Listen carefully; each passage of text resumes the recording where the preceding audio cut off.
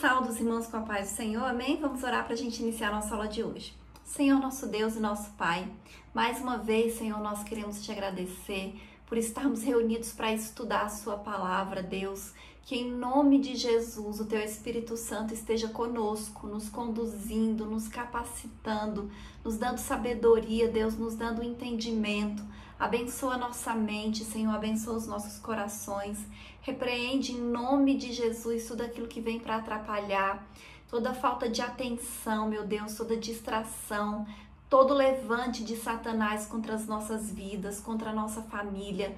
Que o Senhor nos capacite, Deus, que o Senhor nos abençoe, que o Senhor aumente a nossa fé e que em nome de Jesus, Deus, o Senhor esteja conosco, nos capacitando e nos conduzindo em nome de Jesus. Amém.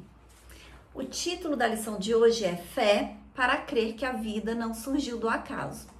Nós vamos fazer a leitura que está em Salmos, capítulo 33, do versículo 6 ao 9, e Provérbios, capítulo 8, do versículo 22 ao 29, que diz assim: Pela palavra do Senhor foram feitos os céus e todo o exército deles, pelo espírito da sua boca. Ele ajunta as águas do mar como no montão, põe os abismos em tesouros. Tema toda a terra ao Senhor. Temam-no todos os moradores do mundo, porque falou e tudo se fez, mandou e logo tudo apareceu. Provérbios 8. O Senhor me possuiu no princípio de seus caminhos e antes de suas obras mais antigas. Desde a eternidade fui ungida, desde o princípio, antes do começo da terra. Antes de haver abismos, fui gerada, e antes ainda de haver fontes carregadas de águas. Antes que os montes fossem firmados, antes dos outeiros, eu fui gerada. Ainda que ele não tinha feito a terra, nem os campos, nem sequer o princípio do pó do mundo, quando ele preparava os céus, aí estava eu. Quando compassava ao redor a face do abismo, quando firmava as nuvens de cima, quando fortificava as fontes do abismo, quando punha ao mar o seu termo, para que as águas não trespassassem o seu mundo, quando compunha os fundamentos da terra. Amém? Então, esses versículos aqui, todos que nós lemos, falam, sobre poder criativo de Deus. Como Deus criou todas as coisas, como foi Ele que fez todas as coisas. E nesse trimestre inteiro, nós estamos estudando a respeito da fé. E para nós acreditarmos que Deus criou o mundo, é necessário que a gente tenha fé, que a gente acredite verdadeiramente em tudo que está escrito na palavra do Senhor. Porque existem algumas pessoas, algumas seitas, algumas religiões que eles escolhem partes da Bíblia que eles querem acreditar e que eles querem seguir. Mas se nós acreditamos no que está escrito na palavra de Deus, a gente tem que acreditar em tudo. Então, se você acredita que aquilo que está escrito na Bíblia foi Deus que inspirou homens para escrever, é o Espírito Santo de Deus, então toda a palavra foi inspirada pelo Espírito Santo de Deus. Então, a gente acredita em tudo. E o livro de Gênesis fala, os primeiros capítulos, capítulo 1, 2, fala sobre a criação, como Deus criou esse mundo, como Deus criou todas as coisas, como Deus criou as nossas vidas, nós seres humanos.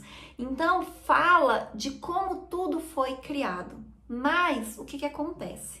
Quando a gente começa a estudar, nós vamos ver que a ciência, ela é contrária à teoria da criação. Então, quando a gente acredita que foi Deus que criou, tem o nome de teoria da criação. Foi Deus que criou todas as coisas. E a ciência fala da teoria da evolução, que diz que o ser humano, por exemplo, foi evoluindo. E a teoria do Big Bang, que fala sobre a criação do mundo, que foi uma grande explosão. E não acreditam na teoria da criação, é contrário, é contraditório à teoria da criação. Mas nós que acreditamos na Bíblia, a gente acredita na teoria da criação, até porque as outras teorias, elas também não têm comprovação científica. Então, se é para acreditar em alguma coisa que não é comprovado cientificamente, nós acreditamos na palavra de Deus porque faz muito mais sentido. Imagina a teoria da evolução, que diz que o homem foi evoluindo, né, e que toda a natureza foi assim, foi evoluindo, evoluindo até ter o que nós temos hoje. Quem criou a primeira coisa, né? Evoluiu de quê? Quem criou o começo? Tem que ter um criador, né? Então, isso a ciência não explica. E a teoria da criação, a palavra de Deus, explica perfeitamente. Deus sempre existiu e ele criou todas as coisas. E nós que temos fé, não é difícil acreditar nisso. E quando a gente fala da teoria do Big Bang, que foi uma grande explosão, e a partir dessa explosão as coisas começaram a evoluir, começaram a surgir.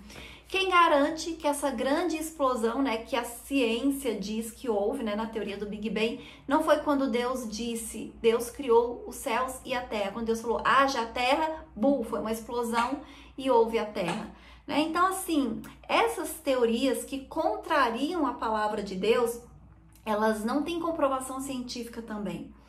E quando uma criança vai para a escola, ela acaba aprendendo isso e a partir do momento que ela vai evoluindo, né, nos estudos, vai ficando mais intensificado esses estudos com relação a isso. Mas nós temos que ensinar isso para as crianças, nós temos que ter a maturidade espiritual para não ser contrário ao que está escrito na palavra do Senhor. Nós não somos contra a ciência, nós até falamos isso na aula passada, nós vimos o quanto a ciência ela é importante, nós valorizamos a ciência, mas a nossa base, o nosso princípio é a palavra de Deus. Então, se existe algum argumento científico, alguma teoria científica que quer ser contra a palavra de Deus, que quer desacreditar a palavra de Deus, então nós não acreditamos. Nós acreditamos no que está escrito na Bíblia e a ciência pode explicar muitas coisas que estão escritas na palavra de Deus. Amém? Então, nós acreditamos nisso, nós vamos estudar isso hoje, vamos falar sobre, né, esses estudos científicos, essa comprovação científica, mas nós acreditamos na teoria da criação. E, inclusive, o primeiro tópico da lição fala sobre isso, o ensino científico, o método científico. Então, o que é que diz, o que é que significa, de modo resumido, método científico?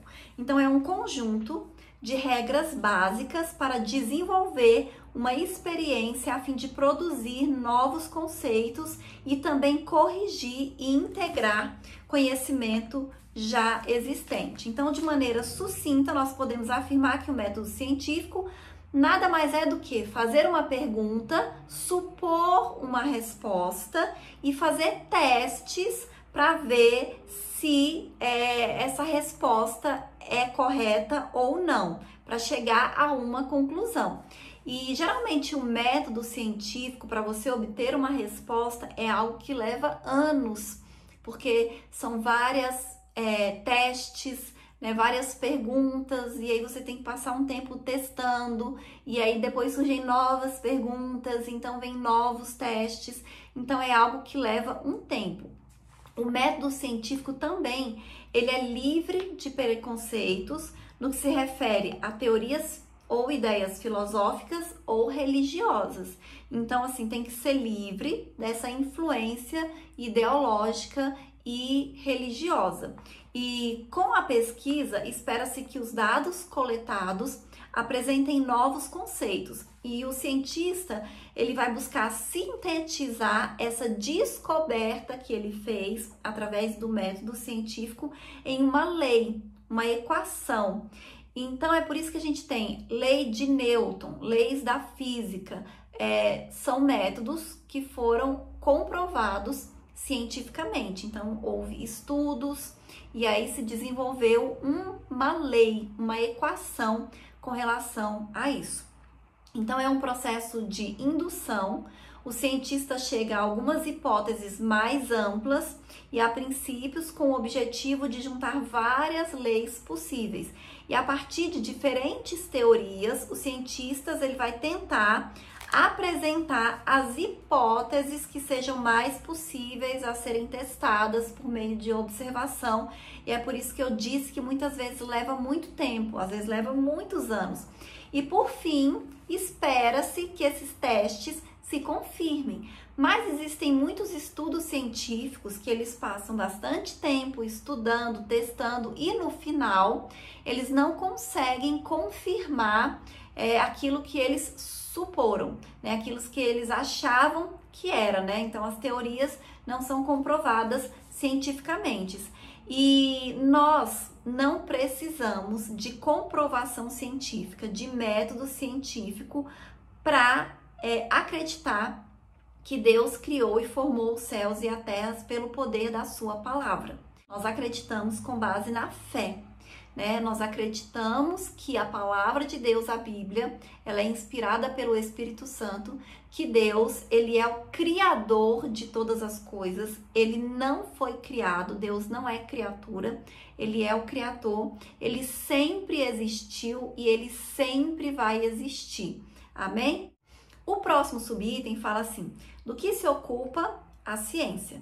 Então, segundo o dicionário Roais, diz que a ciência é um corpo de conhecimentos sistematizados, adquiridos via observação, identificação, pesquisa e explicação de determinadas categorias de fenômenos e fatos, e formulados metódica e racionalmente. Amém? Mas como explicar a fé? Como explicar Deus metodicamente dessa maneira aqui? Então, nós não temos como explicar Deus e explicar a fé utilizando a ciência, mas somente pela revelação da palavra de Deus e a nossa experiência com Ele. Então, quem conhece a Deus de verdade, quem teve já experiência com Deus, acredita na sua existência, acredita no seu poder. O que os cientistas já descobriram através de estudos, tem comprovação científica, que a fé, ela ajuda as pessoas em momentos de enfermidades. Então, eles já fizeram estudos que pessoas que têm fé diante de doenças, elas têm uma capacidade de recuperação melhor, e elas também reagem melhor, elas convivem melhor no processo de doença, de tratamento e até a cura. Então, isso já tem a comprovação científica de que a fé, ela ajuda pacientes que estão passando por processo de doença e ajuda também na vida das pessoas de uma maneira geral, melhora a qualidade de vida. Então, é algo que é importante, né? Se até a ciência já comprovou que faz bem, então quem somos nós para questionar e para duvidar? E até as pessoas céticas, aqueles que são ateus, né? Porque com relação a isso, já foi comprovado cientificamente que a fé faz bem, que a fé ela é importante. E o próximo tópico diz assim: criar e manter. A Bíblia afirma que Deus mantém todas as coisas no seu devido lugar.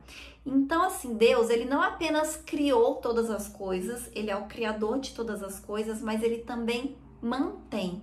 Ele não largou ao acaso, ele continua cuidando, ele continua preservando. A Bíblia diz lá em Isaías 40, 22 assim: que está assentado sobre o globo da terra, cujos moradores são para como ele gafanhotos. Ele é que estende os céus como a cortina e os desenrola como tenda para neles habitar. E olha só que coisa incrível. Em Isaías, aqui essa passagem que nós lemos, diz que Deus, ele está assentado sobre o globo da terra ou sobre a cúpula da terra. Ou seja, Isaías aqui, através do Espírito Santo, ele já afirma que a terra é redonda, antes mesmo do homem descobrir que a terra era de fato redonda. E várias coisas que a ciência só foi descobrir milhares, centenas de anos depois, a Bíblia já afirmava, a Bíblia já revela.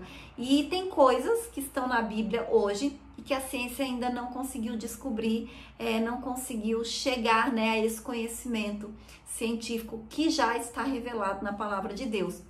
Então, tudo que Deus criou tem um propósito específico. O universo ele foi criado de forma inteligente para favorecer a vida em nosso planeta. Segundo os cientistas, se a Terra estivesse mais próxima do Sol um pouquinho, o calor seria tão grande que impossibilitaria a vida na Terra. Ou seja, a Terra ela está posicionada no lugar ideal para que haja a vida, na distância ideal do Sol. Então, assim, não foi por acaso, não foi uma explosão, não foi uma coisa sem sentido. É tudo muito pensado por uma mente muito inteligente. Então, tudo funciona perfeitamente, né? E o homem não consegue explicar, mas é perfeito. Então, só pode ter sido criado por uma mente inteligente, por uma mente criativa, por uma mente que está acima da capacidade humana. E o homem ele é tão arrogante que só porque ele não consegue explicar, muitas vezes ele não acredita que Deus existe. Isso é soberba e isso é arrogância. Então, se eu não entendo, se eu não sei explicar, então eu não acredito. O próximo tópico diz assim: o surgimento da ciência moderna, a ciência moderna. Então, os procedimentos e modelos de pensamento que ordenam a ciência moderna, eles começaram a tomar forma, a tomar sentido a partir do século XV com Copérnico e continuou no século XVI com outros cientistas, com outros astrônomos e matemáticos. Então, nós podemos concluir que é algo relativamente novo, né? O século XV, século XVI não tem tantos anos assim. Então, assim, é natural que o homem não tenha resposta para todas as coisas, porque esse conhecimento científico, ele é recente. Entretanto, nós acreditamos e sabemos que Deus criou todas as coisas, nós não precisamos de ciência para explicar isso, que o Senhor, ele não foi criado, ele não tem princípio, ele não tem fim, ele não está limitado ao tempo, e antes que os montes nascessem, ou que tu formastes a terra e o mundo, sim, de eternidade a eternidade, tu és. Está lá em Salmos 90, versículo 1. Então, muitas teorias de alguns anos atrás, né, séculos, né, hoje em dia não é mais aceita. Então, houve um tempo que acreditava que a Terra era plana. Hoje nós sabemos que a Terra ela é redonda, apesar de ainda ter algumas pessoas que dizem que a Terra é redonda, é plana, mesmo tendo imagens de satélites mostrando que a Terra é redonda. Então, assim, tem muitas teorias do passado que hoje em dia elas já estão ultrapassadas, né? Já foi comprovado de que elas estavam erradas. Amém? E o próximo subitem diz assim: podemos acreditar na Bíblia e na ciência ao mesmo tempo? É óbvio que sim. Nós até falamos nisso em outra lição, como que nós podemos acreditar na Bíblia e na ciência, como a ciência ela é importante e que por intermédio das escrituras sagradas nós cremos que Deus é o Criador dos céus e da terra, que Ele conhece tudo sobre o ser humano e sobre a ciência, que o seu conhecimento ele é ilimitado e inclusive como Deus ele conhece todas as coisas, ele sabe todas as respostas de todas as perguntas científicas que já foram feitas até hoje, que nada está oculto aos olhos de Deus, que não há criatura, nada que está coberta diante dele, que ele sabe todas as coisas, ele é o único que sabe de tudo. O homem precisa entender que um cientista que acredita em Deus, que busca encontrar respostas na palavra do Senhor, através da oração, da direção de Deus, ele vai ser muito mais bem-sucedido. Por quê? Porque ele vai ter a direção do Criador, daquele que tem todas as respostas. Então, nós precisamos ter maturidade cristã, para que a gente não seja enganado pelas teorias falsas, pelas vãs filosofias, pelas coisas que a ciência pelas coisas que alguns homens querem usar a ciência de maneira equivocada para fazer com que as pessoas não acreditem em Deus e não acreditem na palavra de Deus. Então nós precisamos ter maturidade espiritual. E como é que essa maturidade espiritual vem? Vem através da disciplina, leitura da palavra de Deus, oração e jejum. Então assim, tem coisas. Essas 3 coisas aqui, elas devem ser inegociáveis na nossa vida. Da mesma maneira que todos os dias a gente precisa se alimentar, a gente toma banho, a gente escova os dentes, a gente precisa passar tempo com Deus para que a gente tenha maturidade espiritual. Nós precisamos ler a palavra de Deus, orar e jejuar. Isso é que vai fazer com que a gente deixe de ser meninos, como o apóstolo Paulo nos recomenda. E o próximo subitem diz assim: a leitura científica e bíblica. Então, a Bíblia não é um tratado científico.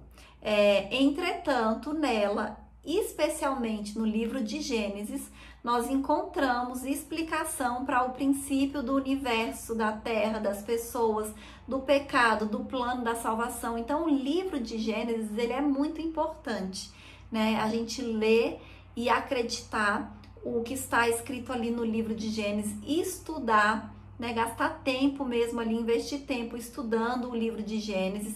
Muitos cientistas cristãos, inclusive, foram motivados pela Bíblia a estudar, pesquisar e escrever as suas teses e os seus livros. Segundo Deb Brazali, as primeiras pessoas a usarem o método científico, elas eram cristãs. Você pode estudar, aprender e buscar conhecimento, mas não pode jamais deixar de ler e meditar nas escrituras e na palavra de Deus. Como eu disse, para os cientistas é importante. Às vezes o cientista, ele vai procurar resposta na Bíblia. E através da resposta que ele encontra na Bíblia, ele começa a desenvolver os seus métodos para comprovar. E aí, com certeza, ele vai conseguir comprovar. Por quê? Porque está escrito na Bíblia e é a verdade. Amém? Então, a palavra de Deus, ela também vai nos proteger de mentiras, de enganos, desses estudos falsos, dessas teorias enganosas, que vêm para tentar afastar as pessoas de Deus. Então é por isso que é importante a gente ler e estudar a palavra de Deus. Eu digo que o estudo mais importante, o compromisso maior de estudar, que nós temos que ter é de estudar a palavra de Deus. Você conhecer bem a palavra de Deus é mais importante do que você saber bem de matemática, de português, de história, de geografia. É lógico que estudar todas as coisas são importantes, mas é mais importante você conhecer a palavra de Deus. E isso vale para crianças, para jovens, para adolescentes. É muito importante conhecer a palavra de Deus. Então, todos os pais, né, que têm crianças, que têm seus filhos pequenos, às vezes os pais ficam no pé dos filhos para estudar, para tirar nota boa na escola, e é importante, muito importante, mas tão importante quanto estudar e tirar nota boa na escola, é importante que o pai fique no pé do filho, ensine, incentive ele a estudar e ler a palavra de Deus.